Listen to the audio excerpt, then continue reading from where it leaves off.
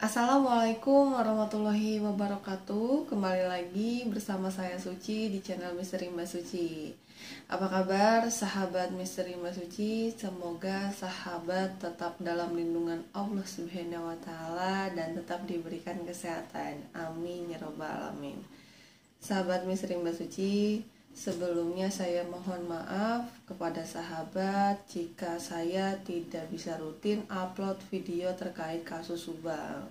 Bukan berarti tidak saya bersemangat lagi gitu ya, karena memang saya ada kesibukan lain, ada usaha kecil-kecilan, warung makan Indomie ya. Sekarang aja ini saya buat video setelah tutup warung ya, karena kalau misalkan belum tutup, masya Allah teman-teman, nggak ada waktu, saya nggak sempat bikinnya. Dan saya juga masih handle sendiri karena belum ada yang bantuin ya. Kemarin kan saya sempat tanya sama sahabat Misteri Mbak Suci, kalau misalkan ada saudara atau tetangganya yang ingin bekerja, monggo silahkan diinformasikan. Tapi silahkan informasikannya melalui DM aja ya ke Instagram Misteri Mbak Suci Official. Karena kalau misalkan di kolom komentar, yang dikhawatirkan nanti tidak terbaca gitu oleh saya ya, nanti malah ke loncat gitu bacanya. Nah, sebelum kita masuk ke materi pembahasan, saya pasti akan selalu mengingatkan kepada sahabat, silahkan ditonton videonya dari awal sampai selesai dan jangan di skip, karena biar tidak miss nantinya gitu ya.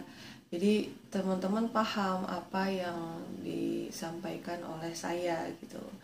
Nanti setelah ditonton videonya sampai selesai, jangan lupa juga di like, comment, and share.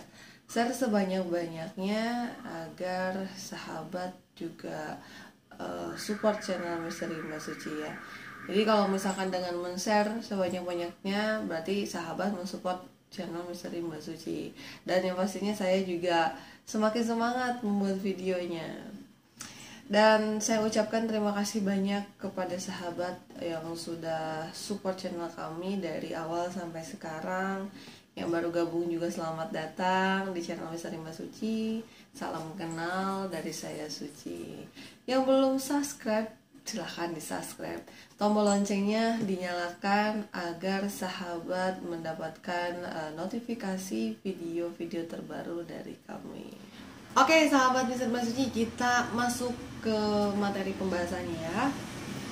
Saya pribadi dan sahabat pasti sangat meyakini jika apa yang terucap dari mulut seseorang, entah itu saksi atau pelaku kejahatan, di saat berada di TKP di hari kejadian akan menjadi perhatian aparat kepolisian, khususnya penyidik atau masyarakat awam seperti kita, sebagai pernyataan awal yang selanjutnya bisa di cross check oleh penyidik dalam BAP mereka.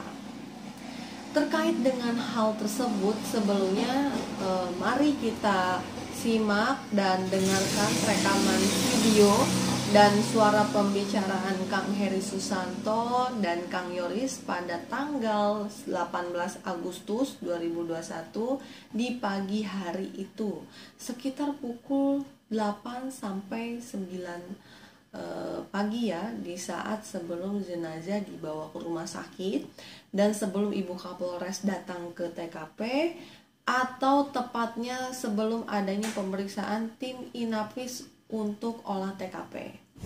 Posisi ke di mana? Ke di Kasomalang. Jadi tak apa? Itu apa? Kan orang Ai bapak mah ka dieu nya balik mana? isuk-isuk.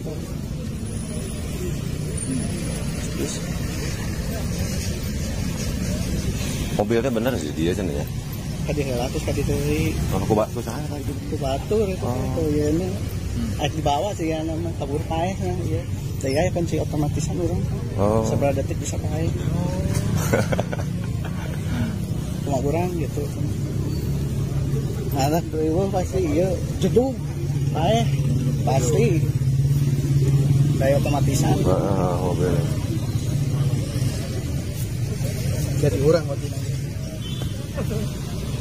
Oh, itu kan yang datang hirupan teh dalam kunci, pakai naon mana? Pakai kunci juga nama, kan ai kunci di orang otomatis nu HP. Heeh. Apa banyak ngawah.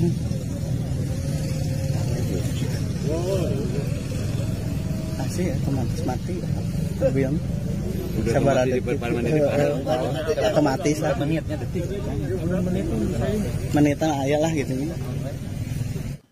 Nah, coba kita bahas satu persatu ya dalam percakapan tersebut. Yang pertama, Kang Yoris katakan dia lagi di Kasomalang dan tidak tahu kejadiannya. Dan katakan papanya Pak Yosep datang ke TKP pagi-pagi. Apakah Kang Yoris sebut papanya datang pagi-pagi hanya didasarkan info dari istrinya? Istri Kang Yoris ya, Teh Yanti gitu. Saat TNT kan saat terima telepon Pak Yosep sekitar pukul 7:26 WIB atau memang mengetahui sebelumnya. Hanya Kang Yoris yang bisa menjawab dan bisa di cross check di BAP oleh penyidik. Lalu yang kedua, Kang Yoris juga menjawab pertanyaan Kang Heri. Mobil ada di sini dan dijawab Kang Yoris, mobil ke sana dulu dan ke sini lagi. Nah, ini yang membuat kami penasaran.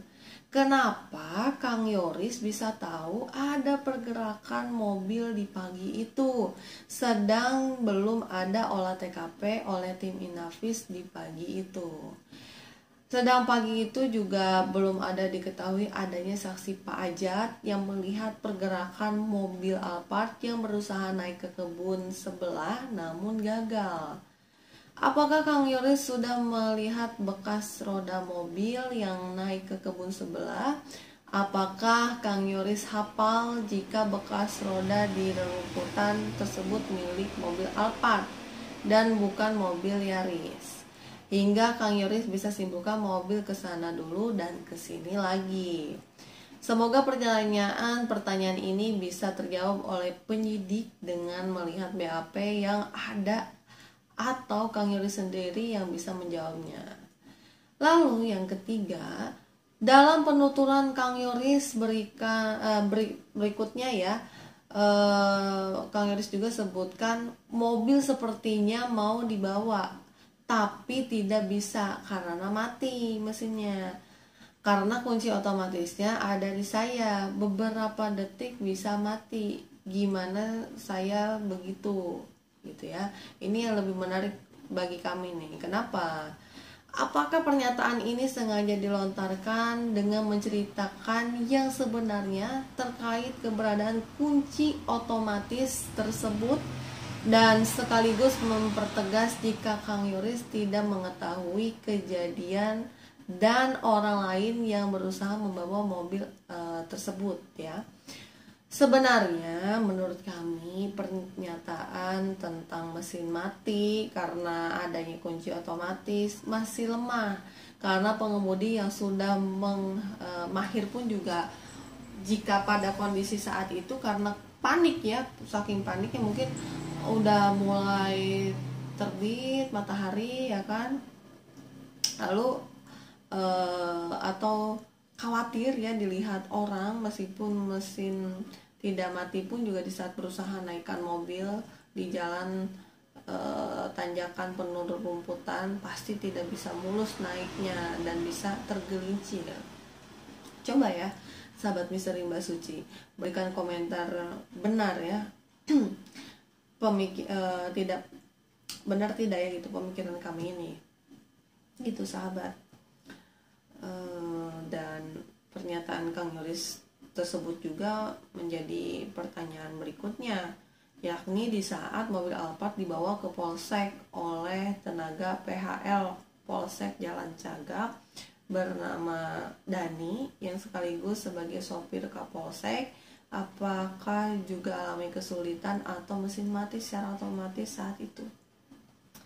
Ataukah di saat itu alat otomatisnya sudah dimatikan Kang Yoris gitu ya, dibandingin Kang Yoris nih, hingga sehingga berfungsi seperti biasa mobil Alphard tersebut.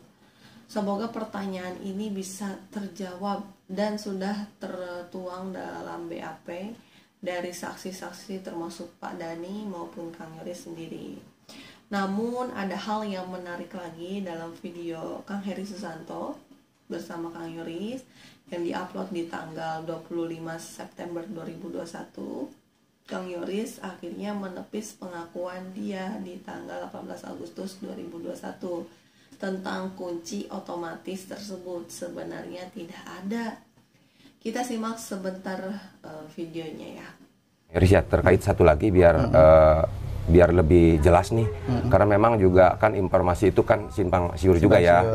Saya juga pengen menanyakan lebih jelas karena waktu itu saya juga memang pernah ngobrol dengan Kang Yoris nih, waktu pas di TKP nih, ya kan, waktu di TKP terkait apa namanya kunci otomatis itu, ya kan.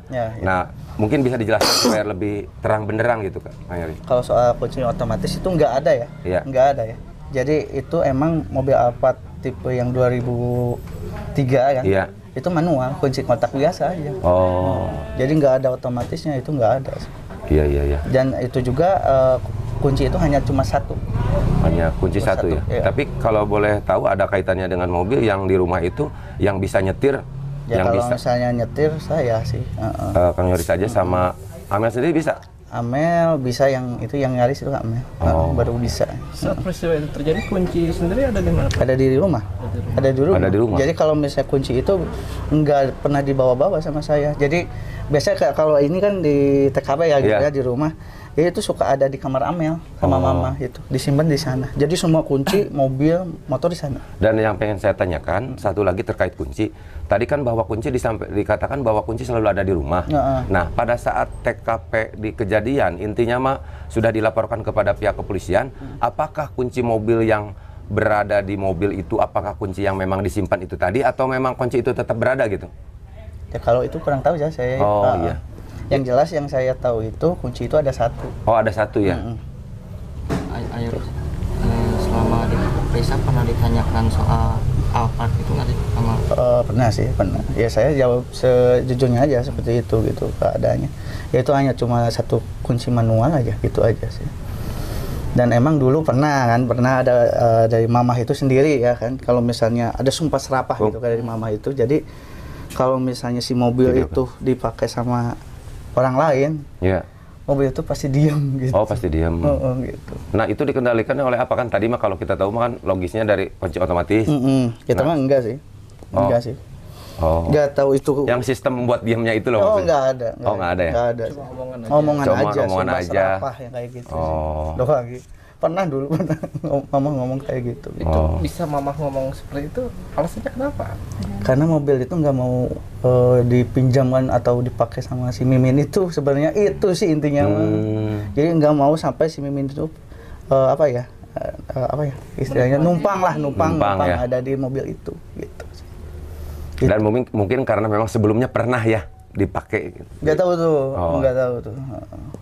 Ya setahu saya kan saya yang pakai gitu kan. Enggak sih, kalau saya enggak kan gitu. Gitu. Pernah dipakai siapa enggak? Kalau ini sih pernah ya, dulu pernah si Oyong kalau nggak salah itu pernah dipakai sama papa itu.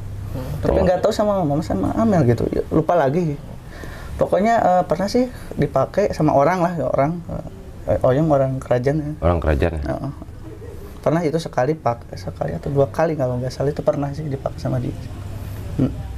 Jadi kalau misalnya mobil itu ya siapa saja bisa pakai sih. Gitu. Dan kunci itu emang ada di rumah.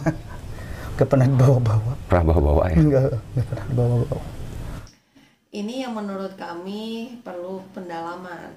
Setelah kurang lebih 1 bulan setelah kejadian tanggal 18 Agustus 2021 dan sudah melalui berbagai pemeriksaan oleh penyidik pada Kang Yoris, kenapa tentang pernyataan kunci otomatis tersebut berubah? Apa yang mendasari Kang Yoris melakukan hal tersebut?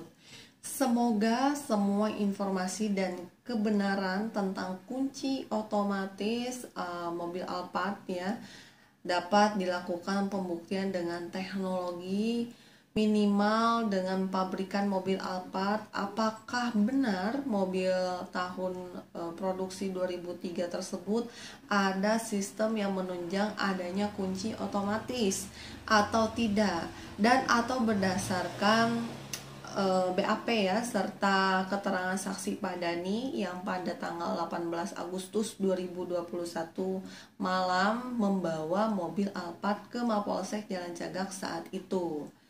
Jika hal tersebut ditemukan titik temu, tidak menutup kemungkinan terjawab sudah akan kebenaran atas pernyataan Kang Yoris di awal tentang kunci otomatis tersebut.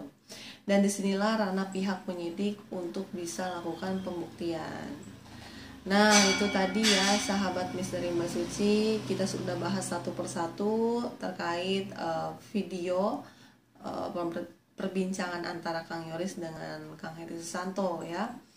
Sahabat, sebelum saya menutup video ini, mari kita berdoa bersama untuk kedua almarhumah Ibu Tuti dan almarhumah Amalia. Mari sahabat kita berdoa dimulai. Amin ya rabbal alamin. Sahabat, terima kasih banyak sahabat dengan ikhlasnya mengawal kasus Subang ini. Kita kawal sampai benar-benar ketemu siapa pelaku dan otak pelakunya, dan kedua almarhumah segera mendapatkan keadilannya.